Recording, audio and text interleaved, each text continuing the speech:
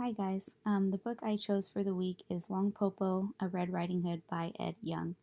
And it sounds familiar, but it's not the original Little Red Riding Hood. This one originates from China and, in my opinion, is a little bit better than the original. It's more exciting, different, definitely, and in just my opinion, overall, a better book, but is, I would recommend for a older age group, considering how the ending is at the end.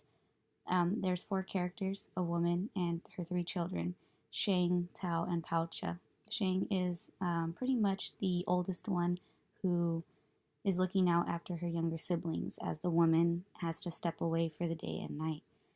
After the woman leaves, she is looking out after her siblings and they hear a knock on the door. And there's a known bad wolf that lives around in the area. And when she went to answer the door, the person was saying that it was their mom or woman and that she was back from her errand that she had ran. And Shang, being a little wiser than the others, didn't really necessarily believe her right off the bat. But eventually, the wolf did everything possible to get inside the house, telling lies, saying that she got her stuff done early and that she was home, and pretty much what the kids wanted to hear. And once the kids let him in, they couldn't tell right away if it was a wolf because he had made the rooms dark. And once they had went into the room and they all went to bed for the night, they noticed something a little off about him, a little different. First off, they felt his fur when they were all in the bed, and he said that it was bushes from outside. And he, again, just lying to the kids in order to get his way. When the next day came, they were hungry, and the kids offered to go get him food.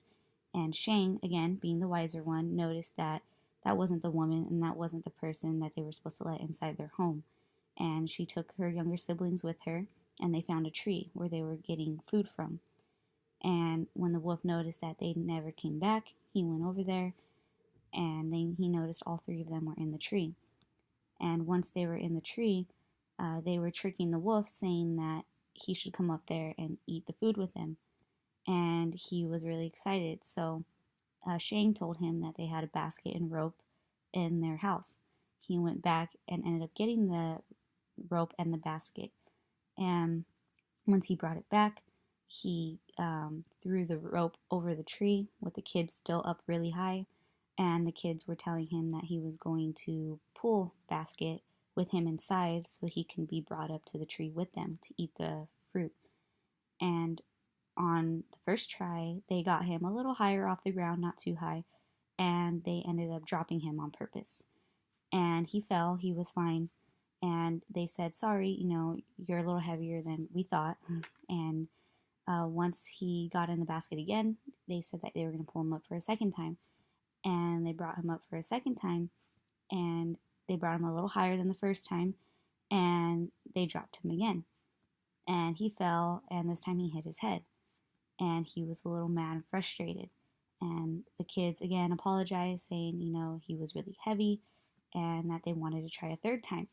So on the third time, saying that he was too heavy in the beginning, the first two times, they pulled him really strongly, really fast, and he went up to the highest part of the tree to where he could almost actually grab onto a branch and get onto the tree with the kids. Shang, the oldest, sneezed and dropped the rope, and the wolf fell all the way down from the tree, hitting his head, and the author said breaking his heart. And they were calling him, saying, "Popo, Popo, are you okay?" And he never responded. It turns out that the wolf actually ended up dying from the fall, and he was never to regain consciousness. And that's what I was saying. This might be for a little older group, considering it's talking about death and the way he dies. This might be a little frightening to the younger generation, but I really enjoyed this book. That's where it ends. The wolf ends up dying, and the kids end up going down the tree. This is one of my favorite books, and I would definitely recommend using it in a classroom. In my opinion, is better than the original. Okay, thank you.